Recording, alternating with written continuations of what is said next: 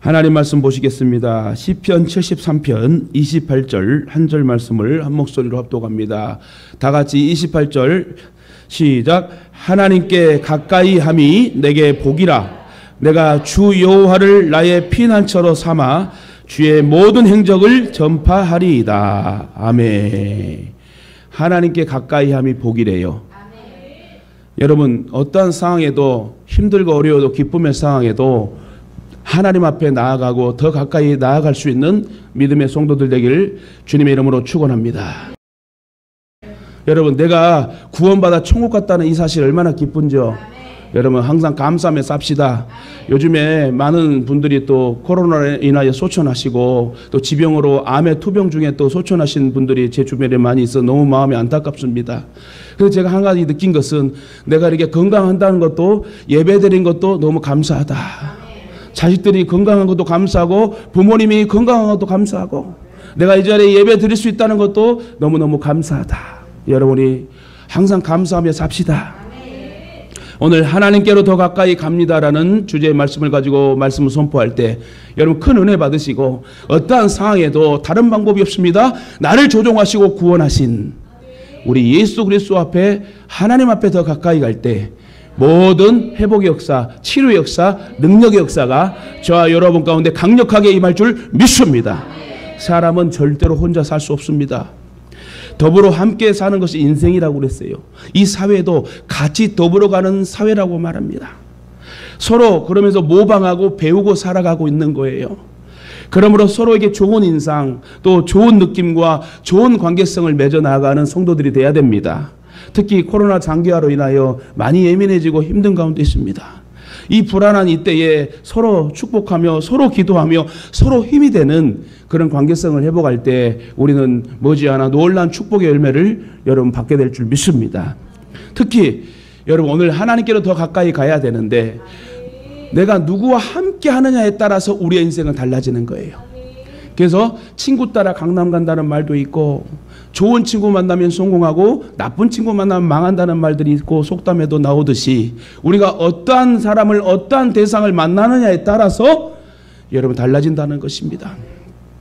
특히 내가 누구를 가까이 하느냐에 따라 우리의 인생은 확 달라지는데, 좋은 사람과 가까이 하면 좋은 사람이 됩니다.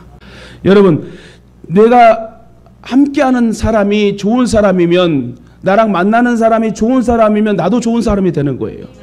근데요, 내가 나쁜 사람을 만나게 되면 나쁜 일을 하게 됩니다.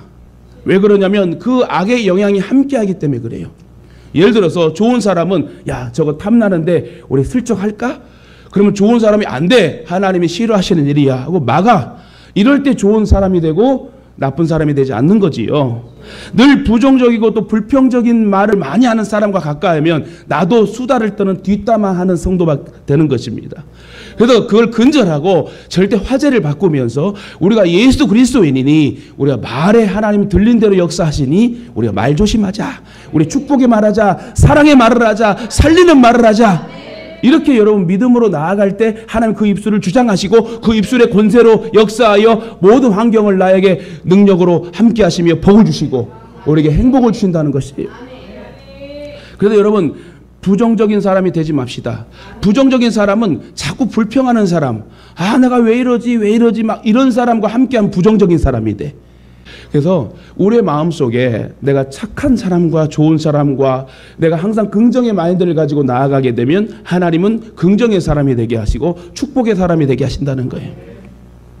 그래도 우리 교회는 항상 긍정이고 서로 착하고, 우리 성도들의 장점이 뭐냐? 순수한 마음이에요. 순수한 마음. 너무 순수해요. 너무 순수하고 정말 계산적이지 않는 정말 그런 순수한 영을 가지고 교회를 세워가니 하나님 놀라운 역사로 다시 크게 부흥케 하실 줄 믿습니다. 이 사람들 긍정적이고 감사가 넘치는 사람을 가까이 하면 나도 긍정적인 사람이 되고 매사에 항상 감사하며 사는 사람이 되는 거예요. 이처럼 사람을 가까이 하는 것도 우리에게 힘이 되는데요.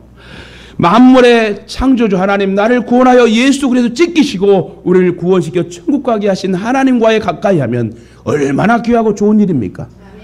모든 열쇠가 하나님께 달려있는데 문제가 터지고 좋은 일 나쁜 일이 있을 때에도 항상 하나님께로 나아갈 때 하나님 역사할 줄 믿습니다. 특별히 이 시간에 고통 가운데 신음하는 그 마음에 스크래치 난 이 상처의 마음 속에 분명히 하나님 터치해 줄 줄 믿습니다. 어떠한 고통과 시름 가운데도 하나님께로 더 가까이 나아가는 성도 되기를 주님의 이름으로 축원합니다. 오늘 시편 기자인 아삽이란 사람은요, 하나님을 가까이 함이 내게 복이라고 오늘 본문에 말합니다. 뭐라고요? 하나님을 가까이 함이 내게 복이라. 이 얼마나 멋진 고백입니까? 여러분은 하나님 얼마나 가까이 하십니까? 너무 멀리 떨어져 있지 않습니까? 아니면 언제든지 만날 수 있는 그런 기도의 하나님이십니까? 능력의 하나님이십니까? 예수님은 우리에게 이렇게 말씀하십니다. 너희가 나를 떠나서는 아무것도 할 수 없다. 여러분, 아무것도 할 수 없습니다. 우리 주님 앞에 꼭 붙들고 있어야 돼. 주님을 떠나면 안 됩니다. 주님과 가까이 해야 됩니다. 이처럼 우리의 인생은 하나님을 떠나서 살 수 없는 존재예요. 하나님을 가까이 할 때 인생의 참 가치를 알게 되고 주님이 주시는 귀한 축복의 환경을 우리에는 맡게 되는 것입니다. 하나님이 결제해 줘야 돼요. 누가 언제 어떻게 죽을 줄 모르는 일이에요. 얼마나 여러분 우리의 인생이 허무합니까? 잠깐 등장했다 사라지는 안개와 같은 그런 너무너무 연약한 인생이 우리의 인생이더라. 여러분, 우리가 암 걸리지 않은 것도 감사하고, 여러분 여러 가지 이유의 상황 속에 하나님 우리를 건져주시고 내가 건강한 몸으로 예배 드릴 수 있다는 게 얼마나 감사한 일인지 여러분 감사하며 예배드리며 기도하는 저와 여러분 되시길 주님의 이름으로 축원합니다. 본론으로 들어가서 하나님을 가까이 하는 그런 구체적인 방법이 무엇일까요? 여러분, 하나님을 가까이 하길 원하십니까? 힘들고 어려워도 하나님을 더 가까이 하길 원하십니까? 그렇다면 첫째, 하나님의 말씀을 묵상해야 된대요. 우리 예동의 성도들은 지금 선포를 했습니다. 하루에 3장씩 성경을 읽고 1년에 꼭 한독을 하자. 여러분 실행하고 있습니까?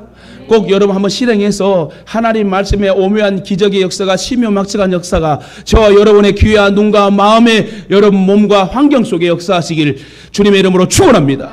항상 하나님 말씀 묵상해야 돼요. 여러분 성경 한 장이라도 읽으셔요. 바쁘면 한 장이라도 읽으셔요. 아니면 정 졸리면 정말 한 장이라도 읽으면서 졸아 여러분 주무시길 바랍니다. 하나님 말씀을 묵상해야 되는데 요한복음 1장 1절에 태초에 말씀이 계시니라. 이 말씀이 곧 하나님이시라. 말씀이 뭐라고요? 하나님이래요. 말씀 영접이 하나님 영접이요, 말씀 가까이함이 곧 하나님을 가까이함이래요. 다시 말해 성경을 읽고 묵상하는 자는 하나님과 가까이 한다는 거죠.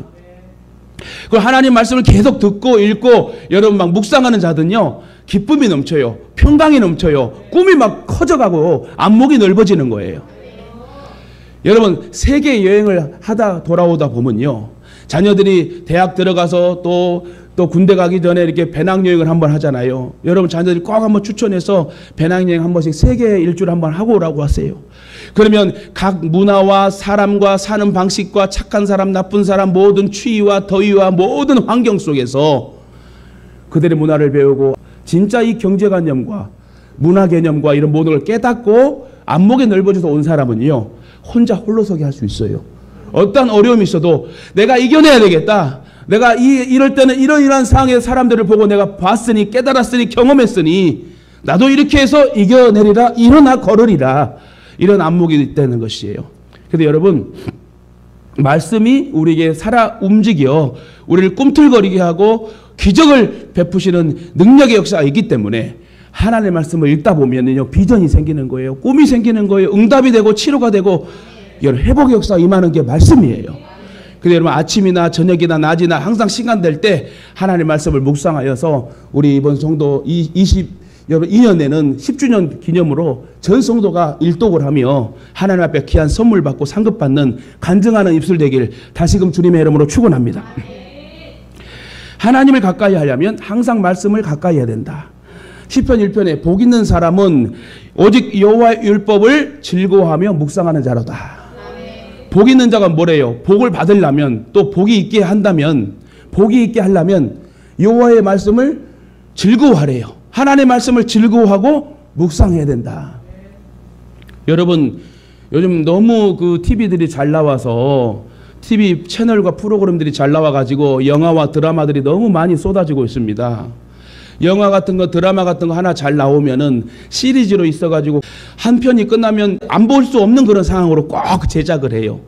그럼 거기에 하루 종일 보는 사람도 있어요. 왜 그럴까요? 재미있으니까. 여러분, 재미있으니까 영화를 보고 드라마를 보는 거잖아요. 다시 말해, 하나님의 말씀을 이렇게 즐거워하며 기뻐하며 묵상할 때 역사는 일어나는 거예요. 다윗은 하나님을 가까이 하기 위해서 시편 119편 147에 이렇게 고백했습니다.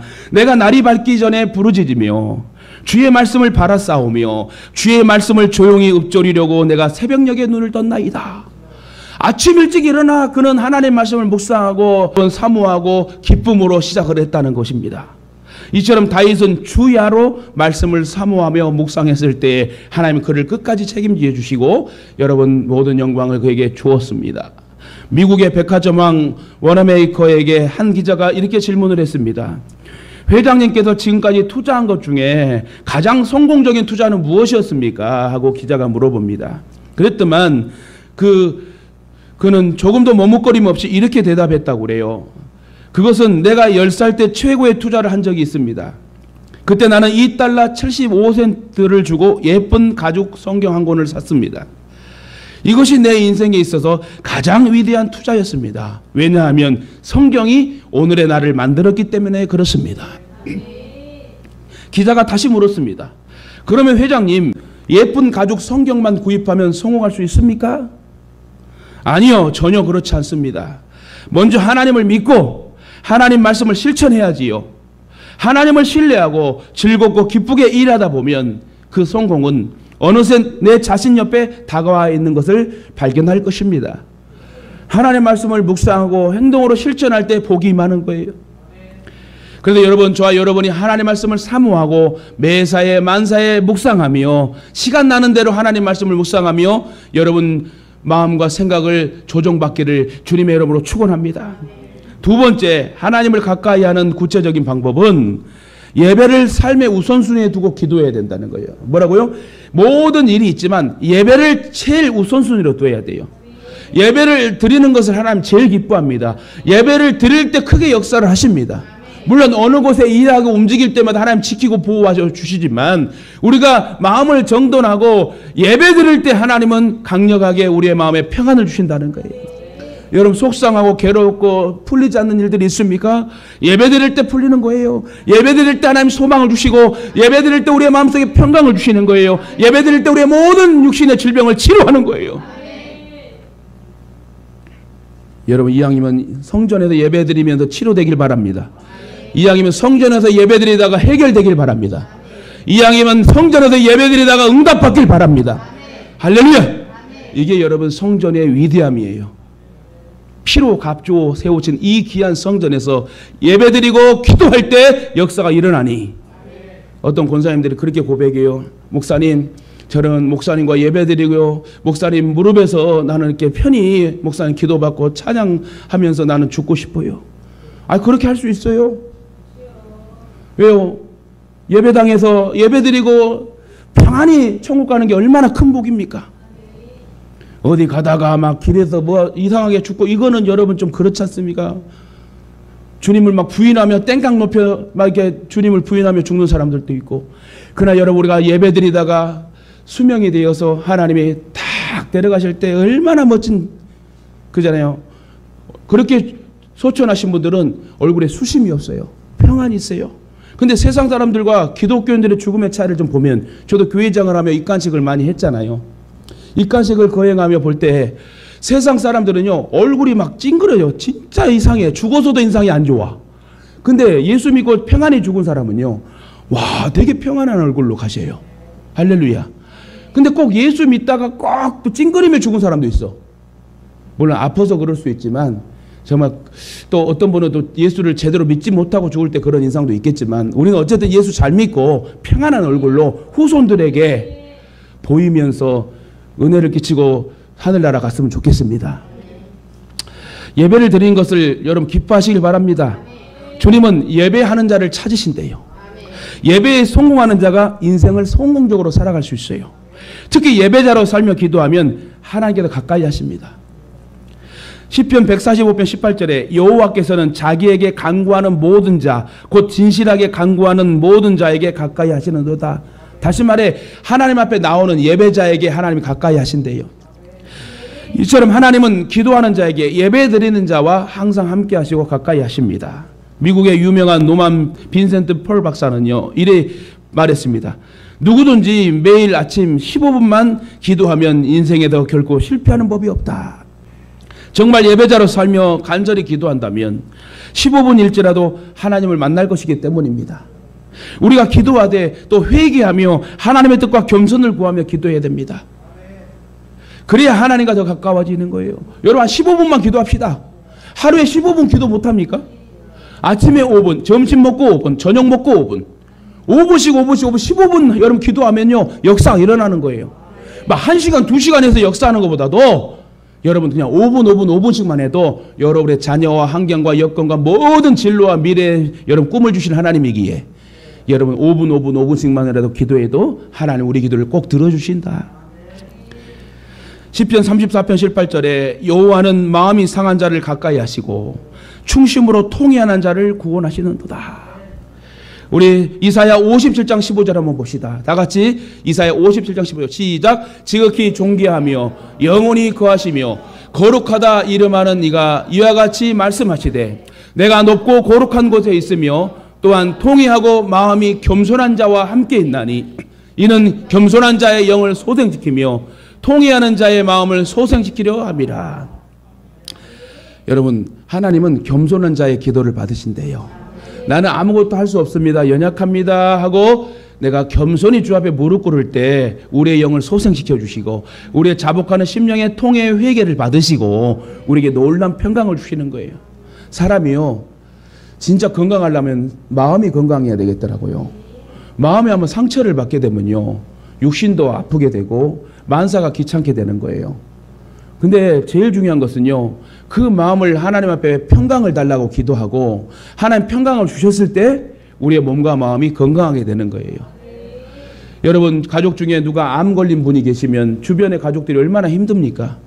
그러다가 여러분 간호한 사람들이 더 암에 걸린 사람도 있다고 그러고 정말 힘든 게 힘든 거예요.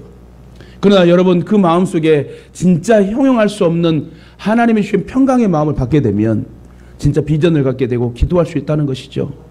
그런데 여러분 오늘 고백한 이 말씀처럼 우리가 통회하고 자복하며 겸손한 마음을 가지고 하나님께 회개할 때 하는 그 기도를 받아주실 줄 믿습니다. 이 말씀처럼 항상 어떤 상황이든지 누구를 만나든지 여러분 겸손하시길 바랍니다. 하나님은 겸손한 자에게 더 가까이 하십니다. 그리고 가까이 하사 복을 주십니다. 그래서 예배를 삶의 우선순위에 두고 날마다 기도하며 살 때에 역사가 일어나니 여러분 항상 어떠한 삶의 바쁨이 있더라도 예배가 첫째, 기도가 첫째 이런 마음을 가지고 여러분 예배에 빠지지 않고 예배드리는 주의 사람들 되시기를 주님의 이름으로 축원합니다. 세 번째, 하나님을 가까이 하는 구체적인 방법의 하나는 서로 사랑하며 섬겨야 된대요. 서로 사랑해야 돼. 절대 미워하면 안 돼. 서로 사랑하는 마음이 있어야 불쌍히 여겨지고 부모가 자식이 부모를 불쌍히 여기는 마음이 있어야 되고 목사가 성도가 목사를 불쌍히 여기는 마음이 있어야 돼요. 여러분 예를 들어서 여기 서 있는 목사도 진짜 힘들어서 쓰러져 버리면 어떻게 할 거예요? 누가 신학해서 목회할 거예요? 여러분 한번 생각해 보세요. 우리 기도자들 오늘 기도도 잘 하셨지만요. 우리 목사님 하면서 우리 목사님이 쓰러졌어. 그럼 다른 목사님은 와야 돼. 아니면 교회가 없어지던가. 여러분 생각할 필요도 없는 거지요. 여러분 한 사람 한 사람이 그 자리에 있을 때 나는 기뻐요. 그 자리에 없게 되고 얼마나 마음이 힘들고 오늘 왜 못 나왔을까? 얼마나 마음이 아픈지 몰라요. 여러분 한번 목회자 한번 해봐요. 제대로 된 목회자의 마음을 한번 생각을 해보시라 이거예요. 교주 사건 목사들은 막 그렇게 나오든 안 나오든 돈만 뜯어내면 될 건데요. 저는 그렇게 못할 것 같아요. 여러분 목회자의 마음 하나님 마음을 한번 알아보세요. 이 말씀을 드리는 것은 성도가 목사가 성도를 불쌍히 여기고 맡은 바 자리를 잘 지켜서 하나님께 나아갈 때 여러분 우리를 하나님 아름답게 쓰시지 않겠습니까? 하나님 수많은 교회를 쓰시려고 할 때에 여러분 잘 연합하고 합력하여 단결된 교회를 쓰시지, 목사와 성도가 찢어지고 성도가 찢어지고 이런 분열하는 교회 함께 하시겠습니까? 사도 바울이 제일 마음 아파한 교회가 고린도 교회라고 그랬잖아요. 고린도 교회는 아볼로파, 예수파, 헬라파 이렇게 해서 서로 분쟁하고 싸워. 사도 바울이 그렇게 어렵게 해서 세운 교회가 그렇게 지지고 볶고 싸우니 얼마나 마음 아팠겠어요. 여러분 부모들이 자식이 3남매 2남매 있어도 서로 행복하고 여러분 서로 오빠 동생 하면서 형 하면서 위로해 줄 때 힘이 나지, 서로 막 싸우고 싸우는 거 보면 얼마나 부모 마음이 아픕니까? 그래서 여러분 진짜 여러분 하나님을 가까이 하는 구체적인 방법 중에 하나는 서로 사랑하고 축복해 줘야 되는 거예요. 요한복음 1장 4장 12절 볼까요? 시작. 어느 때나 하나님을 본 사람이 없으되 만일 우리가 서로 사랑하면 하나님이 우리 안에 거하시고 그의 사랑이 우리 안에 온전히 이루어지느니라. 아멘. 서로 사랑하면 어떤 일이 일어난다고요? 하나님이 우리 안에 거하신대요. 남편이 아내를, 아내가 남편을 또 서로 사랑하면요 하나님이 그 안에 평강을 주시는 거예요. 근데 미워하니까 일이 터지는 거예요. 미워하니까 사단이 확, 하나님이 손 쓰기 전에 먼저 사단이 확 뒤집어와요. 그러니까 여러분 서로 사랑하는 마음이 있을 때, 서로 사랑할 때 사람만이 아니라 하나님과도 가까워진다는 교훈입니다. 사람도 그렇듯이 하나님도 사랑하는 사람을 좋아하세요. 그러면 어떤 일이 있어도 미워하지 마세요. 사랑하세요. 사랑하면서 기도해 주세요. 그것이 내가 살고 이웃이 사는 길이고 나라와 민족과 교회가 사는 길입니다. 예수 그리스도의 사랑으로 우리를 구원받게 하시고 우리를 천국으로 인도하시기 환하게 그 길을 열어주셨습니다. 그 사랑 때문에 우리는 지금 사랑하며 살아야 되는 거예요. 사랑할 수 있다면 그 사람은 모든 곳에서 성공할 수 있습니다. 신앙에서 성공하고 전도에 성공하고 대인관계에 성공하고요. 어떠한 사업과 가정의 모든 화목도 성공하고 여러분 자녀교육도 성공하고 목회도 성공한답니다. 아울러 그 사람에게는 하나님께서 가까이 하시기 때문에 만사 형통할 수 있다는 것입니다. 그래서 여러분 사랑하며 삽시다. 절대 미워하지 말고 서로 사랑하며 축복하며 그 사람이 나에게 도움이 될 수 있는 그런 믿음의 사람이 될 수 있도록 하나님의 힘을 빌어서 하나님이 역사하실 수 있도록 여러분 사랑하며 살기를 주님의 이름으로 축원합니다. 그러면 우리 인생에서 하나님을 가까이 하면 왜 이렇게 중요할까요? 분명히 오늘 뭐라고 그랬어요? 아삽이라는 이 시편 기자 고백에 하나님을 가까이 하면 복이 있기 때문에 그랬대요. 오늘 28절 상반절에 하나님께 가까이 함이 내게 복이라. 시편 73편 25절 봅시다. 다 같이 시작. 하늘에서는 주 외에 누가 내게 있으리요 땅에서는 주밖에 내가 사모할 리 없나이다. 내 육체와 마음은 쇠약하나 하나님은 내 마음의 반석이시요 영원한 분기시지니라. 할렐루야. 하나님을 가까이 함이 복이라. 하나님을 가까이 하지 않으니까 자꾸 뭔 일이 터지는 거야. 하나님을 1순위로 가까이 해야 되는데 하나님을 2순위, 3순위로 하니까 뭔 일 터지는 거예요. 첫째도 둘째도 하나님을 가까이 할 때 만사형통의 길이 열어지는 거예요. 근데요 진짜 하나님을 1순위로 들고 우선순위로 들고 열심히 살고 있는데 얼음이 터졌다. 그럼 여러분 고난 뒤에 축복의 열매를 주시려고 우리에게 다음 단계 사이즈로 크게 하시려고 우리에게 고난을 주신다는 거예요.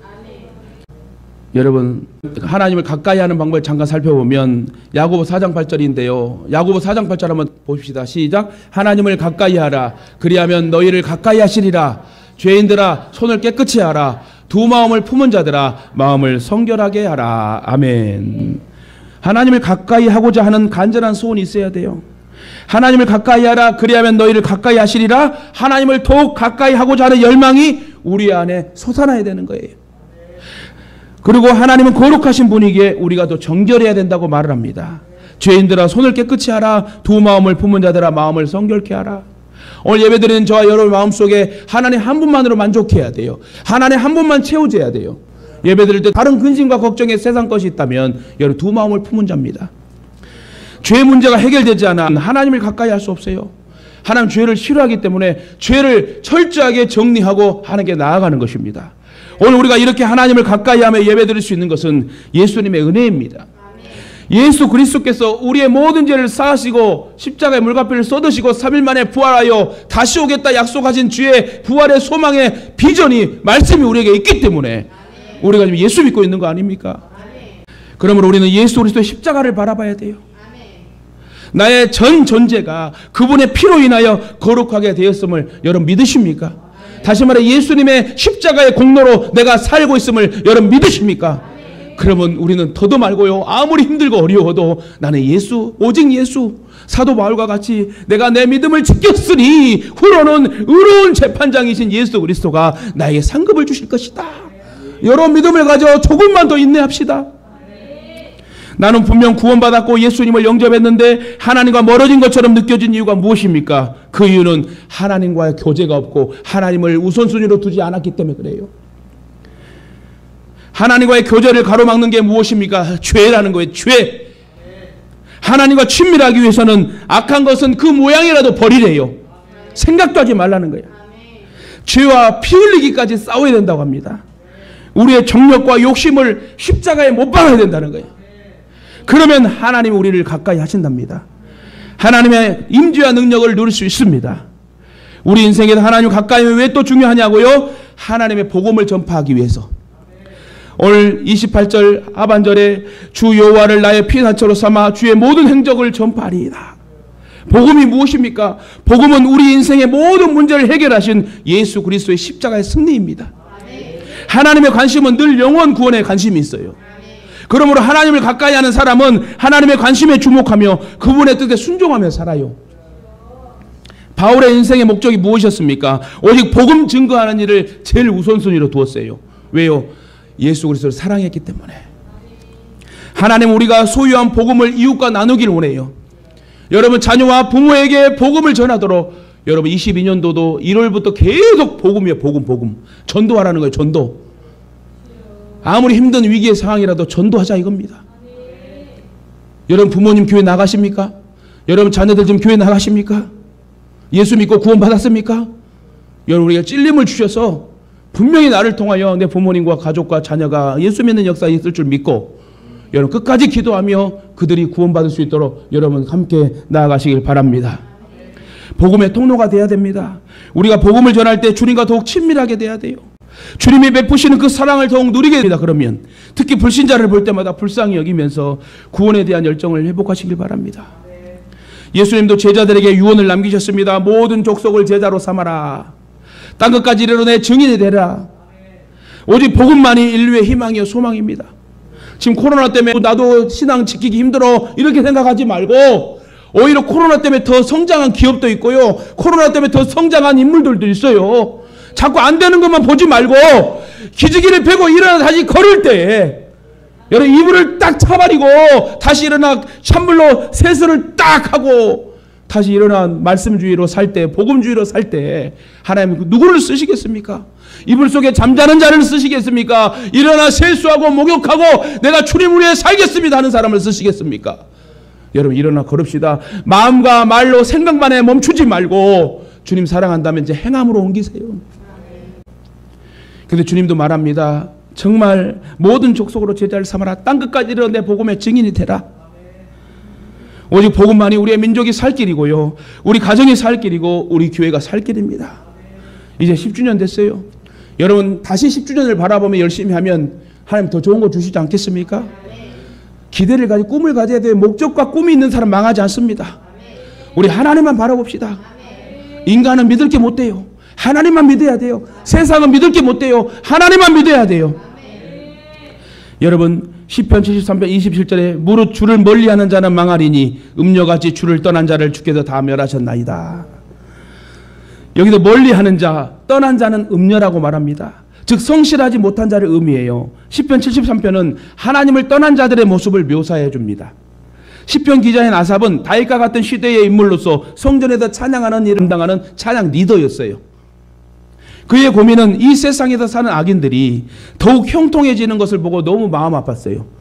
믿음으로 사는 사람은 더 가난하고 아픈데 왜 예수 안 믿는 사람들이 더 잘되고 쭉쭉 나가느냐. 너무 속상했어요.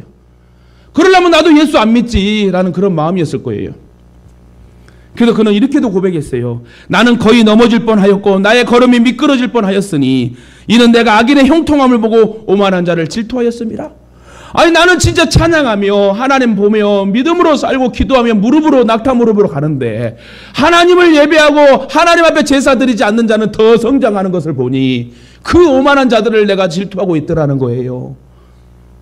그러나 여러분, 세상에 잘 되는 사람 부러워하지 마세요. 예수가 빠진 사람을 부러워하지 마세요. 구원이 빠진 사람을 부러워하지 마세요. 가난하도 예수, 병들어도 예수 믿고 죽는 사람이 천국이요. 부자와 나사로 이야기 알잖아요. 어떻게 고백합니까? 나사로는 여러분, 먹지도 못하고 다친 그 상처에 개가 그 상처 부분을 핥고 하는 그 정말 안타까운 현실 속에 부자는 허위허식하고 여러분 지옥에 갑니다. 지옥에도 뭐라고 그래요? 나사로야, 나에게 물 한 방울만 떠뜨려 주라. 안 된대. 그러면 더도 말고 내 가족에게 제발 복음을 좀 전해주라. 여러분, 호흡이 있을 때 복음이 증거되는 거예요. 내가 오래오래 건강하게 살면서 예수 안 믿는 것보다도 차라리 병들어서 예수 믿고 죽는 것이 더 낫다 이겁니다. 내 손이 범죄하면서 죄를 짓고 하나님 떠난다면은 여러분 잘라야 되죠. 그러나 내 손에 여러분 잘려줘 예수 믿고 내가 주님으로 위하여 헌신한다면 분명히 천국 가는 영혼이 되게 될 줄 믿습니다. 그렇습니다. 아삽의 고백이 어쩌면 오늘 우리 그리스도인들의 고민이 아닐까 생각해 봅니다. 나는 열심히 신앙생활 하는데 왜 다른 사람은 저렇게 잘 될까? 예수 안 믿는 사람이 저렇게 잘 살까? 의인이 고통을 받고 악인이 형통하는 이 땅의 이런 모습들을 보면 너무 화가 나지 않아요? 하나님의 공의에 대해 실망하고 불신하면서 신앙적으로도 실족하는 사람도 있어요. 아, 왜 저 사람은 잘 되지? 예수 믿지 않는데 잘 되네? 나는 예수 믿는데 왜 이렇게 안 풀리지? 오히려 예수 믿으려고 하니까 어려움을 당하네? 여러분, 요래 생각하지 마세요. 우리는 악인의 형통함으로 실족할 이유가 없습니다. 왜냐하면 시편 1편 5절에 보니 의인의 길은 여호와께서 인정하시나 악인의 길은 망하리라. 의인의 길은 예수 믿는 사람은 의인이에요. 악인은 예수 안 믿는 사람이 악인이야. 그럼 다시 해석하면 의인, 예수 믿는 사람은 구원받고 성장하고 성공하고 예수 믿지 않은 악인은 망한대요. 그러니까 여러분, 세상 사람 잘됨을 부러워하지 마세요. 우리가 알아야 할 것이 있습니다. 세상에 보이는 것만이 전부가 아니에요. 하나님은 뿌리는 대로 거두시며 심판하시는 공의 하나님이십니다. 시편 기자인 아삽은 이런 갈등을 하나님을 믿지 않는 사람 잘 될까 하고 막 고민하고 질투한 이 사람이 이렇게 깨닫게 됩니다. 하나님의 성소에 들어갈 때야 그들의 종말을 내가 깨달았다고 고백해요. 다시 말해, 그들이 나는 천국에 들어가는 예배자인데 그렇게 세상에 잘된 자들은, 예수 믿지 않는 자들은 지옥에 가더라라는 걸 깨닫게 되더라고요. 그런 성소에서 예배를 드릴 때, 기도할 때, 말씀을 묵상할 때 깨닫게 된 것입니다. 즉 종말의 진리, 심판의 진리를 본 거예요. 아, 어떠한 상황에도 예수 믿어야 되겠다. 악인은 일시적으로는 번역하나 결국에는 공평하신 하나님께서 심판하신다는 거예요. 사랑하는 가족 여러분, 그러므로 하나님을 가까이 하십시오. 내가 예수 믿으려고 하는데 어려움을 당하잖아요. 분명히 선물이 있어요. 절대 여러분 걱정하지 마세요. 진짜 예수 믿고 주님을 사랑하는 마음으로 하려고 하는데 방해 세력이 많아. 그러면 하나님이 지키시고 다 처단해 주시고 다 정리정돈해서 나에게 복을 주신 하나님이요. 그래서 억울함과 누명을 속상해하지 말고 내 자를 지켜 그 시간에 욥과 같이 죄를 깔고 기도하면 하나님 역사하지 않겠습니까? 목회도요, 어려움이 왜 없겠어요. 그러나 여러분, 하나님 앞에 죄를 깔고 무릎으로 인내하며 나아갈 때 하나님이 나에게 선물 주실 줄 믿고 인내하는 게 목회와 신앙인 줄 믿습니다. 어떤 젊은이가 선교사가 되기 위한 꿈을 갖고 신학 공부를 마친 후에 선교사로 나갈 준비를 하던 중 교통사고를 당해서 한쪽 다리를 절단하게 됐습니다. 의족을 하게 된 그는 이렇게 땡깡 놓고 기도합니다. 하나님! 제가 선교사가 되겠다는데 어찌하여 다리를 하나 가져가십니까? 절망하며 있는 그 청년이 어느 날 절망하다가 선교사 모집의 광고를 보게 됩니다.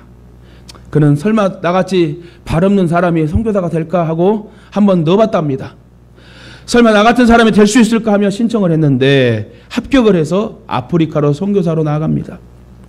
아프리카에서 선교 활동을 하던 어느 날 그는 식인종을 만나 죽음에 이르게 되었답니다.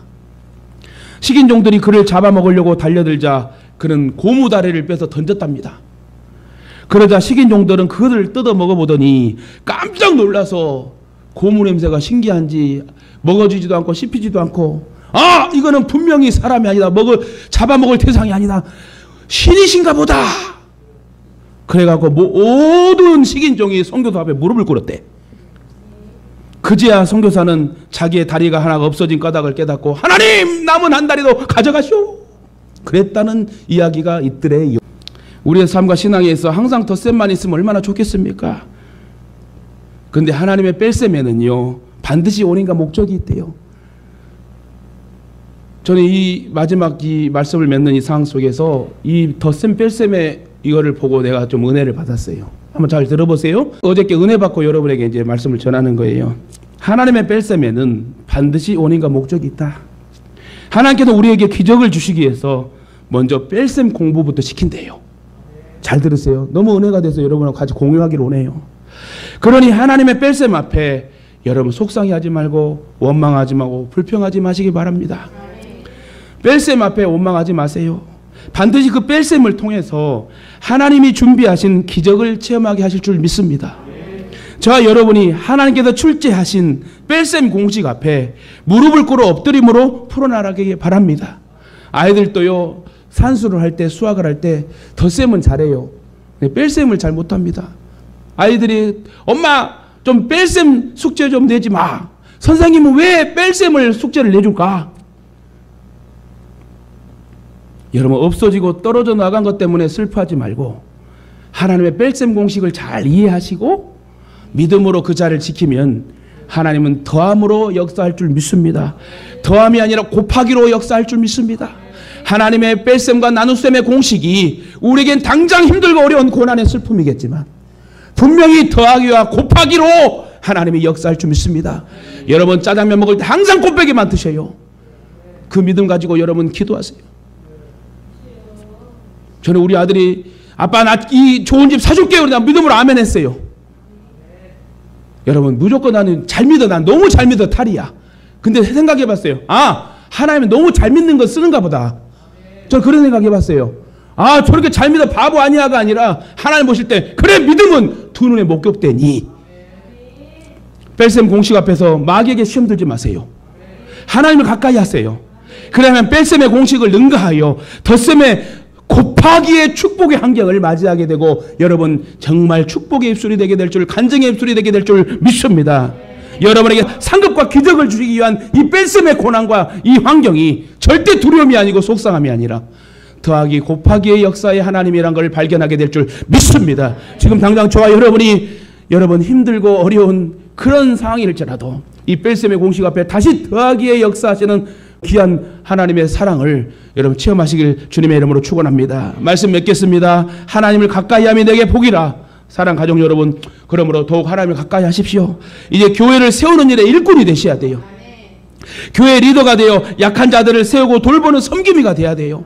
우리 중직자들은 더 중직이 되고 우리 청년들 성도는 더 중직이 되어서 진짜 교회에 없어서는 안 될 리더자가 돼야지 우리가 한국교회를 품지 않겠습니까? 특별히 더욱 예배하는 일을 기뻐하십시오. 기도의 분량도 넓혀가십시오. 성경을 사랑하고 묵상하십시오. 사랑과 선행으로 이웃을 돌아보며 겸손하게 신앙하십시다.